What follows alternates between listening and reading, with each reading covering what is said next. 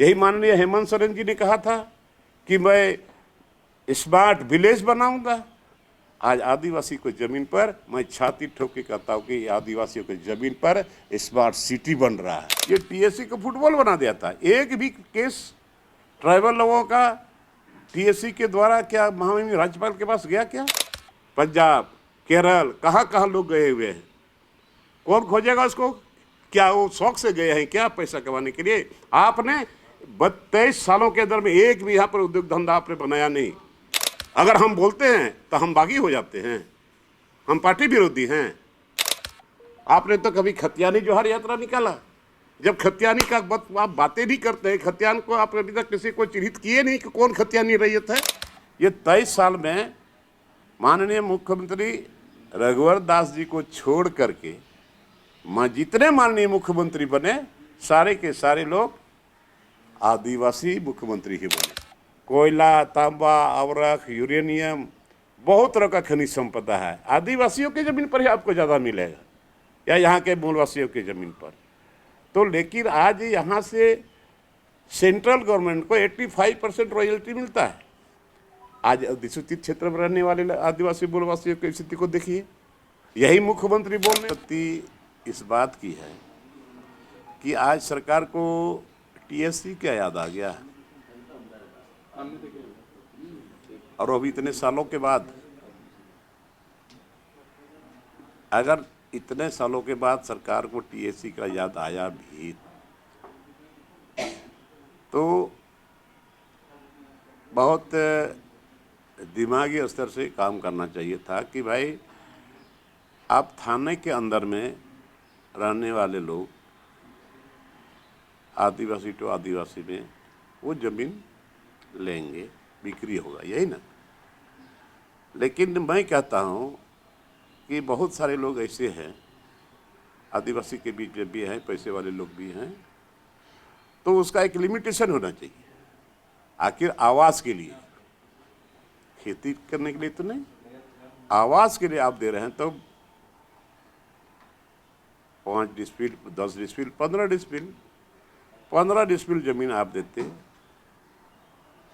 ताकि फिर दूसरा जगह नहीं खरीदे और तो फिर वही अलग से जमीन खरीदने का कारोबार करेगा। तो इसका लिमिटेशन होना चाहिए था।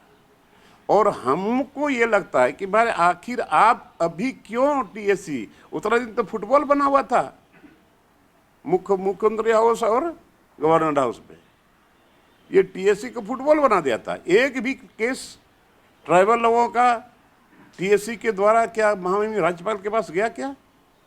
एक भी केस को कोई बता दे, नहीं गया। तो आज टीएससी की याद आई सरकार को और इसीलिए हम आज ये प्रेस कॉन्फ्रेंस हमने बुलाया है। क्योंकि आप लोग मीडिएटर हैं, आप लोग मीडिया वाले लोग हैं, आप लोगों के प्रयास से सारी खबर गांव देहात सब जगह पहुंचता है। तो मैं ये जानना चाहता हूँ माननीय मुख्यमंत्री जी से, ये सरकार से मैं पूछना चाहता हूँ कि आज ये 23वां स्थापना दिवस, ये 23 साल राज्य अलग होने के बाद ये 23 साल होने जा रहा है, पूरने वाला है।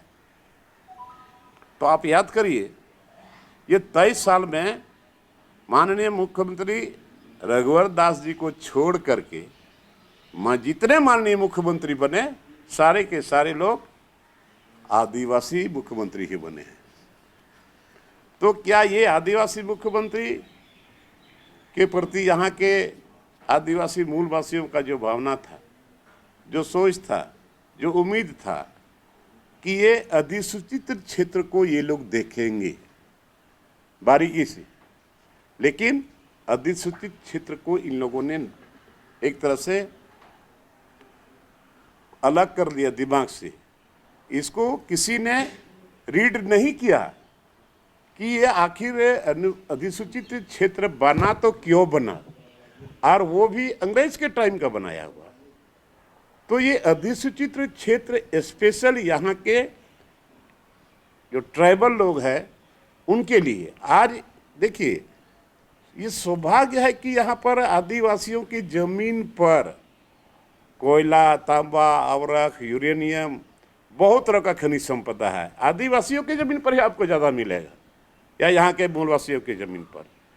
तो लेकिन आज यहाँ से सेंट्रल गवर्नमेंट को 85% रॉयल्टी मिलता है। आज अधिसूचित क्षेत्र में रहने वाले आदिवासी मूलवासियों की स्थिति को देखिए। यही मुख्यमंत्री बोलने वाले, यही माननीय हेमंत सोरेन जी ने कहा था कि मैं स्मार्ट विलेज बनाऊंगा। आज आदिवासी को जमीन पर मैं छाती ठोक के कहता हूँ कि आदिवासियों की जमीन पर स्मार्ट सिटी बन रहा है। कौन लोग वहां रहेगा? कौन लोग रहेगा? क्या वहां के आदिवासी रहेंगे? क्या कॉरपोरेट घराने के लोग रहेंगे? वहां तो मंत्री और विधायक भी रहेंगे स्मार्ट सिटी में।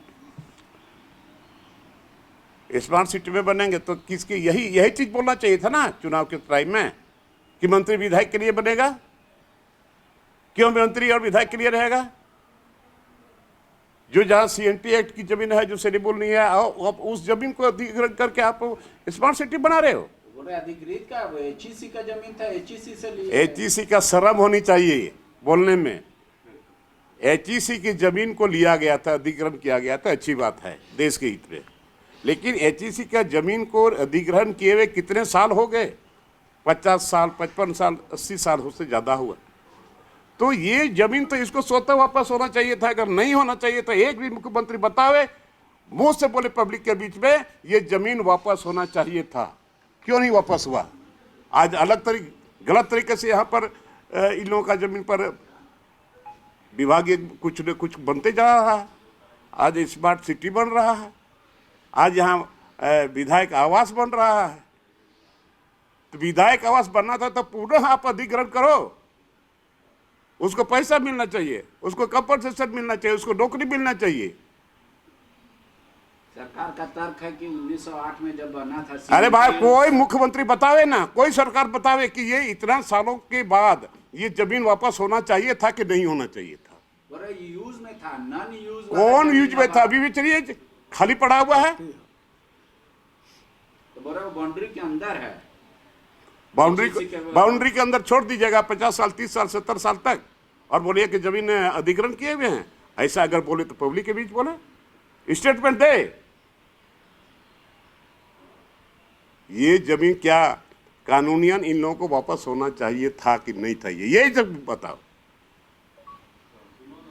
तो यही रोना है कि आज अधिसूचित क्षेत्र को भी इन लोगों ने नहीं बचा पाया। सीएनटी एक्ट को भी इन लोगों ने ताक पर करके यहाँ पर धड़ल्ले से जमीन, तो यहाँ पर जब जमीनें नहीं बचेगा तो लोग कहाँ बचेंगे? आज यहाँ आप सर्वे कराओ, अगर सरकार में दम है, सर्वे करावे सरकार की यहाँ कितने आदिवासी बच्चियाँ, लड़की लोग आज यहाँ से लेकर के दिल्ली, पंजाब, केरल, कहाँ लोग गए हुए हैं। कौन खोजेगा उसको? क्या वो शौक से गए हैं क्या पैसा कमाने के लिए? आपने 23 सालों के अंदर में एक भी यहाँ पर उद्योग धंधा आपने बनाया नहीं। कहाँ रोजगार लोगों को मिलेगा? आपने बोला था कंपनी में मिल रहा है 75%, 75%। आप अगर कंपनी में 75% अगर लोगों को दिए हैं रोजगार, तो आप उसका सूची क्यों नहीं जारी कर रहे हैं? जारी तो करे। डीसी लेवल में मीटिंग हुई, क्या इसका इंप्लीमेंट हुआ? एक आप वैकेंसी तक नहीं निकाले,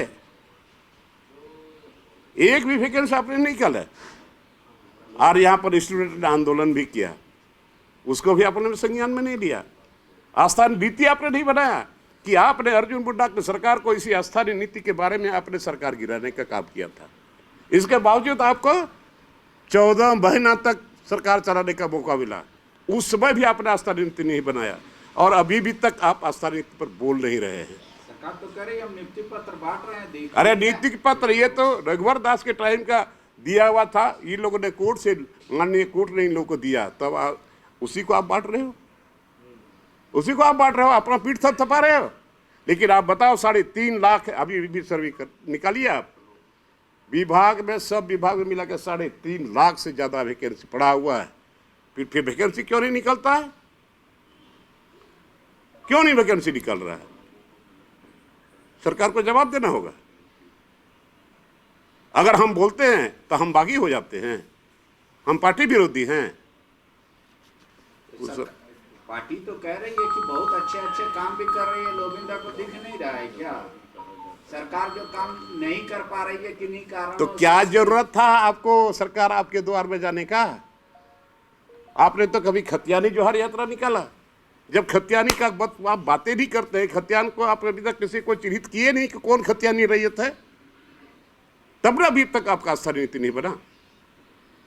आप ही के क्षेत्र से शुरुआत हो रहा है, फिर से सरकार आपके द्वारा करे, सरकार खर्च करे ना। किसका पैसा? पब्लिक का पैसा है। बोले उससे फायदा भी तो हो रहा, लोगों को राहत मिल रहा, ऑन द स्पॉट पेंशन मिल जा रहा है, ऑन द स्पॉट म्यूटेशन हो जा रहा है, किसी का वृद्धा पेंशन, विधवा पेंशन, सारा समस्या का तो समाधान हो रहा, आवास से लेकर तमाम। क्या आवास मिला जी?